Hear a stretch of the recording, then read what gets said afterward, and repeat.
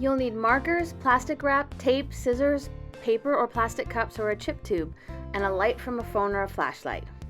First, take your chip tube, paper or plastic cup and cut out the bottom. Kids may need adult help to cut this out, especially with a tube or plastic cup. You can cover and color with paper and markers to decorate it too.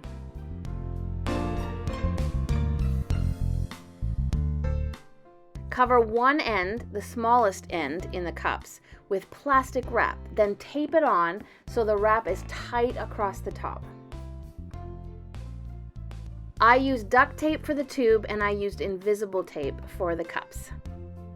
Get some markers, permanent is best but the others will work, and draw a simple drawing. We're drawing angels.